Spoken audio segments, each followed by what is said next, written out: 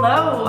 I'm here to show you how to sew 4 half square triangles at a time. It's a little bit like sewing 8 at a time, and that you start with a big square and you sew some seams and then you trim it, but it's slightly different.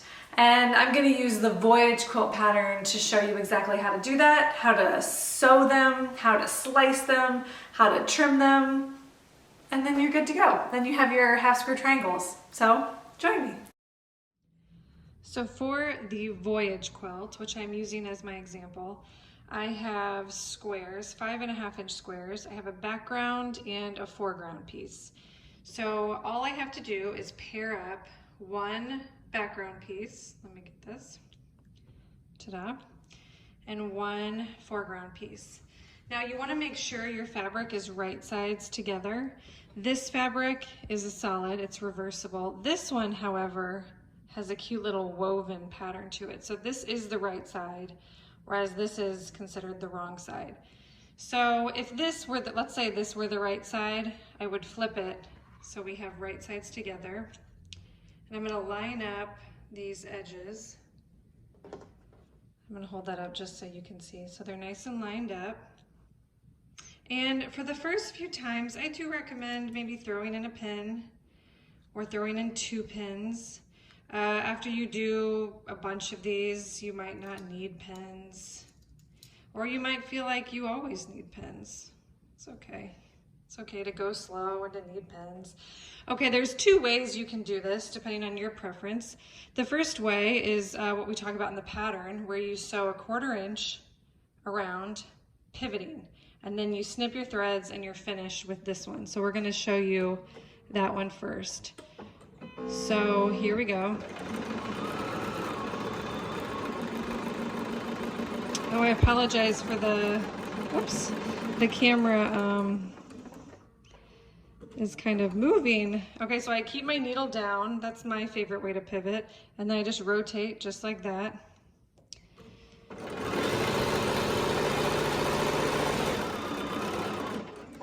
Just like that. And then we're gonna do it again. And it's okay if you're not totally perfect. We'll get perfecter as we go. Get as perfect as you can. I know I'm using the word incorrectly, but what are words if you can't change them around, use them as you want? Okay. Here we go. I'm gonna snip my thread. And now I have 1 half square triangle pair that is nicely sewn together. So that is option number 1. It's a good option. Okay, option number 2 is if you have a lot of half square triangles that you want to make and you are a fan of chain piecing. Who's not a fan of chain piecing? Okay, so once again, I'm going to pair up right sides together my square. And the first one is going to go the slowest. And once again, I'm just going to add 1 pin right here in the center, just because. Okay, so here I go. I'm going to start.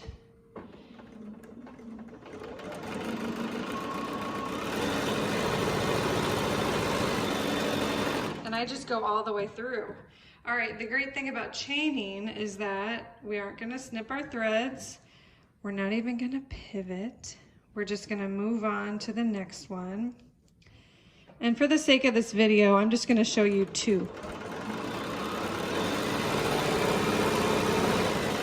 So you can imagine in your brain that I just did 30. Let's say I just did 30 of these units. Oh, let me grab some scissors. Okay, so I'm gonna go through and snip. Oh, I didn't even pin that one, and it turned out okay. All right, I'm gonna snip. All right, here we go, and then we're gonna go through and we're gonna do the next side. I think you get the idea. I think you do. Here we go. Oops. Sometimes that happens, it's okay. All right, here we go.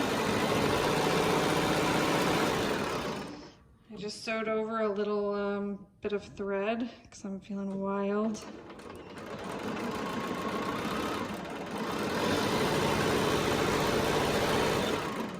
Okay, do you get the idea? I feel like you do. I think you probably don't even need to see more. So once again, now we have 2. Okay, we're gonna, oh, here we go.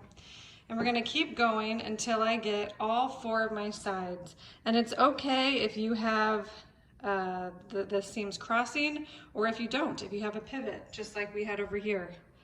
Both are totally fine, because in the next step, we're gonna slice these diagonally. So now we have our 5.5-inch square pair. You can see that. And they are sewn, this is the one where I pivoted, there's no cross here. And they're sewn together. All we do is just go corner to corner with our ruler. Any ruler that's large enough will work. Hold it down. If you're a righty, use your right hand to cut. And without moving it, you continue cutting. So you just make 2 slices, really. Diagonal to diagonal.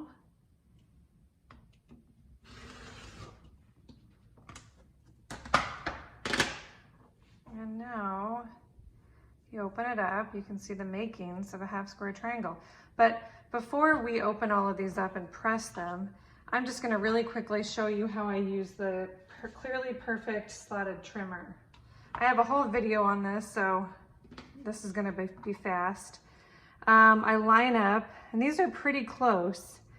I line up, look at this tick mark right here, this kind of, let's see if I can get even a little bit closer. This dotted line with my seam, and you can see that pretty clearly because there's a nice contrast there.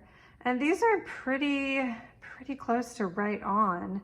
There's not a ton of wiggle room, but what's kind of nice is I can come in here and I can, even if I'm not really trimming much, because there's not really much to trim, I'm gonna get those dog ears off.